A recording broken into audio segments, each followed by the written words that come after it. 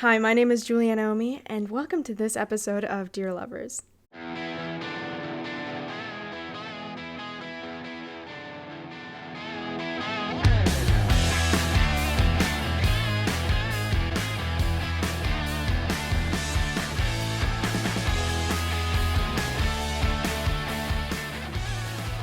I really want to thank all of you who commented on the last episode.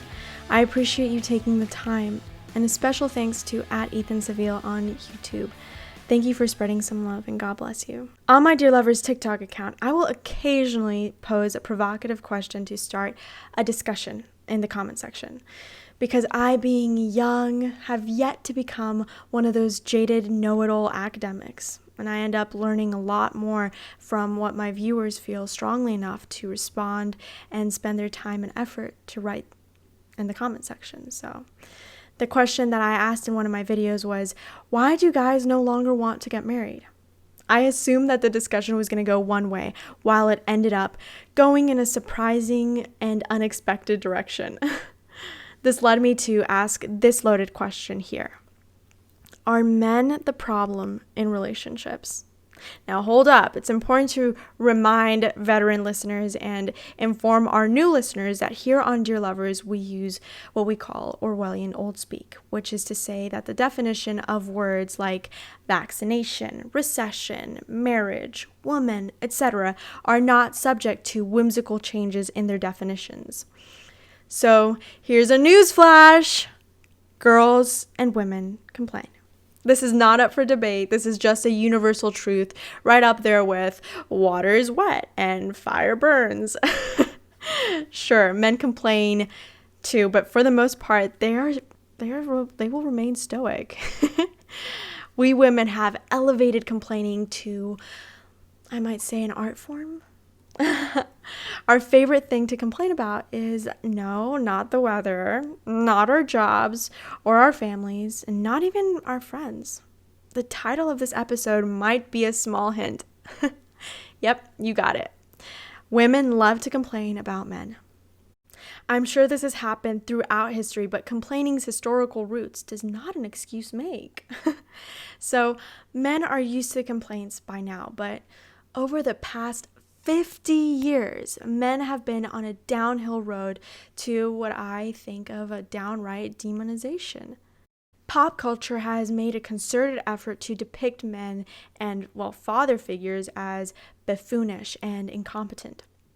This Homer Simpsification of half of this country's population has had a huge impact on all aspects of all of our daily lives. Laws have been enacted that disproportionately punish men, making some of them so risk-averse that they have hidden and kept their heads down and become silent in the face of this tyranny. Women whine about men being afraid of commitment, but to men, commitment comes with so many strings, and those strings can easily be fashioned into a metaphorical noose. This reminds me of the saying in Spanish, quien no arriesga no gana. Translated, it means he who doesn't risk doesn't win. Historically, men were known for being risk takers, but I've come to the conclusion that marriage is one risk that many men are not willing to take and would rather remain perpetually single and alone, meaning that they don't win because they don't take the risk. Men are commitment averse because consciously or unconsciously, they understand the risks that they face when they get married. And their risks are far greater than the risks that we women take when going into marriage. In divorce proceedings, the system is heavily skewed in the woman's favor. This is probably due to the fact that the laws and guidelines governing asset division were written in the times before the feminist liberation movement, when the men were doing most of the cheating and the divorce filing against women who were primarily homemakers with no outside income. Think of the classic stories of the boss running off with his secretary. I think there was even a popular TV series set in the 1950s that ran for question X amount of seasons called Suits, I think. That sort of stuff still happens nowadays, but the boss is more likely to be a boss woman than a man. More than 70% of the current divorce proceedings are initiated by women. Yet men, whether they have messed up in some way or not, they will, in all probability, lose the house, the car, the dog, most of the money that they made. And let's not forget about the access to their children. Because of the antiquated rules, courts often favor awarding these assets to the women. Even the court of public opinion is against men. What was the mantra again? Believe all women, as if women didn't lie, as if they couldn't. A quick read of the first chapter in Genesis would have saved poor Johnny Depp a lot of court time and could have possibly meant more pirate movies. Men are left out of a lot of important decisions.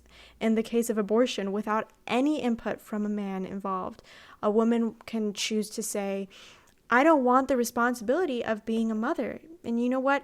9 months of pregnancy and childbirth and a lifetime of parenting just doesn't sound good, and kill the child.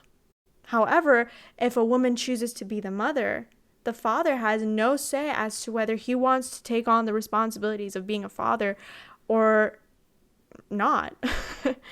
He is legally bound to pay child support. He gets no say before the birth and has no say after the birth. You guys get a pretty raw deal. I think men get a pretty raw deal. Even with all that, it is actually worse than you would think. I read this article about a 20-year-old woman who had sex with a 14-year-old boy in Arizona. Many years later, that same boy, now a man, found out that he was a father. He found this out when the woman who raped him statutorily sued him for back child support. And the state enforced her claim by garnishing his wages and, to add insult to injury, charged him 10% interest on the back support. They did this while ignoring the facts that he was a victim of rape and a minor himself for 4 of those years that he was being charged child support. Guess what? The inequities are not limited to the legal system either. Men are held to a different standard in social situations as well.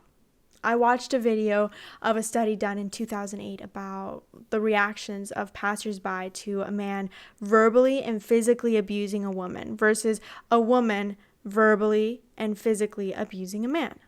The study took place in on a park bench in a heavily trafficked area, and when the man was the abuser, people did not hesitate to intervene and try to get him to stop and yell at him and whatever and push him over and whatever, right? However, if the roles were reversed, and when they were reversed, of the 163 people that were filmed passing by, not one of them stopped. When asked about their reaction, many of the women said, he looked guilty and I just assumed that he deserved it. It looked like he was cheating. Even a cop who passed by said that if the roles had been reversed, he would have intervened. But since that wasn't the case, he just ignored it. Like, tough luck, buddy. If a girl is getting hit by a guy, the guy is a coward and he's abusing her. But if a girl hits a guy, she's strong and standing up for her rights. She looked guilty, or I just assumed she deserved it. I mean, if those words were ever uttered by a man on national television, the earth would probably implode and stop spinning and just people would go crazy. What is it? The patriarchy, the patriarchy. I mean, even the cop sees it backwards and does nothing. This is obvious. There's a definite double standard. Women could beat a guy and even rape a guy, and society would ignore it. And we just talked about it. Point proven. I was shocked to find out that there were more than 800,000 cases of women abusing men in 2008. It has probably gotten much worse since then. This is a serious issue that needs to be addressed and that I haven't heard many people talking about. You see 1,000,001 posters and campaigns for abused women, but at least 40% of those cases are against men. I do think that sexism is left in society and it's for women and against men. especially men who have a smaller build, more sensitive, more emotionally aware, and empathetic. Usually the men that are quick to come to a woman's defense against a large man, but are laughed at when they're the victim. I mean, I hate it when people use the excuse, women are just weaker. It doesn't matter. Guys can take it. They can defend themselves. Receiving a punch or a kick from a woman will still hurt and cause damage. Being stronger and having more muscle mass doesn't automatically mean that you have a higher pain threshold or are invincible. It's also well documented. It's also a well-documented fact that in domestic violence cases, women use weapons more often than men do. I think abuse is abuse, period, whether you're a man or a woman. I mean, during the women's liberation movement in the 1960s, women were taught that they should be career-minded instead of being stuck as a housewife. They were shamed if they even wanted to be a housewife, and they still are shamed now. Home economic courses were eliminated from the curriculum, and women made the assumption that they would need to adopt male characteristics to compete in the male-dominated world of business. It isn't surprising, and it makes total sense that this mentality carried over into the way that women approached sex and relationships. I'm sure that you guys have heard the saying that came out of this entire movement, and if you haven't, you're about to have a laugh. Women need men like a fish needs a bicycle. It's a cute slogan that became the harbinger to the demise of the role of males in the workplace and in American society. Ironically, the woman who coined that phrase, Gloria Steinem, dated rich men and married Christian Bale's rich father. She used their bank accounts to prop up and purchase her unsuccessful business venture known as Ms. Magazine. I guess a fish can ride a bicycle as long as it's in the shape of a rich guy's wallet, huh? This is a great example of how feminist women assumed the role of men. Now single mothers inadvertently, or in some cases purposefully, feminize their boys without a dad around to show the true characteristics of what it is to be a man, a real, godly, hardworking, loving, compassionate man. Boys are spending more time in beauty salons than at the ballpark, building projects or learning how to be a gentleman. Women used to live in a man's world, but now I guess it could be argued that men live in a woman's world. Maybe this could partially explain the drastic uptick in men that have started acting like women. Is it really any surprise that boys are feeling backed into a corner and attacked because they're constantly being bombarded with negative messages about being who and what they are, a boy and a man? From the media, from disgruntled single mothers, from their teachers, which in many cases are also disgruntled single mothers, express the male characteristic of looking for a logical solution and declare themselves transgender. They are then suddenly treated with new respect and venerated by the same people who were making them feel bad about themselves. I mean, it's important to note that the queer community is always saying that we should all accept people for who they are. But that does not seem to apply to boys who just feel like boys or to girls who just feel like girls. Their acceptance, and I'm saying acceptance with air quotes, only seem to apply to people who identify as one or more of the ever-growing number of queer identities. I guess we've found another word whose definition is being changed. Acceptance. This whole transgendering phenomenon is too large a subject to deal with here and now, but let me just say, when someone says that they feel like they are the sex that they are not, I shake my head in utter disbelief, because only a woman, a real woman, can know what it feels like to be a woman. And only a man, a true man, can truly know what it feels like to be a man. The raw, unadulterated hubris involved with people pretending to be the sex that they are not just astounds me. A person can only barely imagine what it is like to be the opposite sex and what it feels like. They would necessarily miss every subtle, indescribable mix of sensations, perceptions, and emotions that swirl within all of us, making us the sex that we are. It would be like a bird saying that it feels like a fish and then drowning itself just to prove its point. This reminds me of one of the parts in Matt Walsh's excellent documentary, What is a Woman? Matt travels to Africa and interviews a tribal chief. In response to one of his questions, the chief explains that men do men things and women do women things. What if a man decides that his gender identity is woman? What I love most about this clip is the fact that it's obvious that these people have no clue, no idea what Matt Walsh is talking about whatsoever. It's just so pure. A woman has its own duty, and a man has its own duty, and a lady cannot do the duty of a man, and a man cannot do a duty of a woman. Can a man become a woman? No. No? No. I believe that if this topic was brought to even one of the most primitive of tribes, the response would be the same. It's just as uncomplicated as that. With all that is going on in the world today, women have also become really confused about what doing women things means. And I would encourage those women to check out what the Bible has to say on this specific subject, which is in many ways an owner's manual on how to be a good human being. Read Proverbs 31, chapters 10 through 31.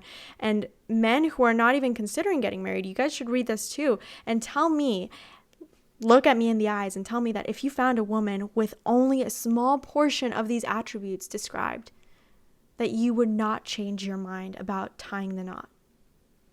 That is, as long as you are making a concerted effort to be a Titus 5 man. And women, I would recommend you read that too. Titus 5 will help you know what to look for in a good man. And guys, even if you don't believe in God, the Bible is an ancient book of wisdom that is cited over and over again that you should really use as a reference guide. In life, women can choose what role they want to play. The role to work and raise a family, or just raise a family. A man's choice is really limited to one only choice, the type of work that he does. In the United States, 96.5% of the people who work in the power industry are men. That same percentage applies to men who are plumbers. Think about that next time you flick on a light switch or turn on your faucet in your house that was constructed by a workforce made up of, 93.8% of men. Let's talk about the dangerous jobs of protecting the streets and our country, which falls on police forces and our military, which is made up of 83% of men. And you can go to the Department of Labor's website to see these statistics. It's open to the public. So to answer my own question, men and women are equally responsible for the success of a relationship. Making mistakes is not dependent on whether or not you're a man or a woman. It is just part of being a human. The key to a good relationship is for each person to put in their best. Give it your all. Be respectful no matter what. Be quick to forgive and slow to anger. And resist the temptation to assign blame to the other. As I mentioned in a previous episode, Matthew 7 verse 12 says, "Do unto others as you would have them do to you." Personally, that verse impacts my life constantly because I take it at heart and I try to treat people as I want to be treated. Sometimes it can be a double-edged sword in that you expect that others are doing the same and can become easily frustrated when you find out that they're not. Men have to deal with a lot more than a woman has to deal with when it comes to marriage, especially because of the current state of our legal system. Men are not the problem, society is. Are men really the problem for reacting logically to how society has changed and evolved around them? My father and I are very close. He's one of my best friends and the first I go to seek advice on the inner workings of the male psyche. Of course, he is a man, but in addition to that, he studied psychology at Berkeley. He assures me that this is the best basic explanation on how a man thinks and works. no matter where he's from or what he believes. This is just the basic template. A hat tip to Steve Dace at The Blaze. When a man approaches any situation, he asks himself the following questions. What is the game? What are the rules? Who is keeping score? And how do I win? If we understand this about the way men think, what they do and why they do it just makes a lot more sense. I guess that's it. Wow. Thank you for listening to this episode. I'm really, really looking forward to reading your comments and questions. Please take a minute to subscribe and like the podcast and leave your 5-star review. It'll really help the show grow. And don't forget to follow me on YouTube, Instagram, and TikTok. Thank you beforehand. I'm Giulianna Omi, and this has been Dear Lovers. Catch you later, alligator. Proverbs 13:13.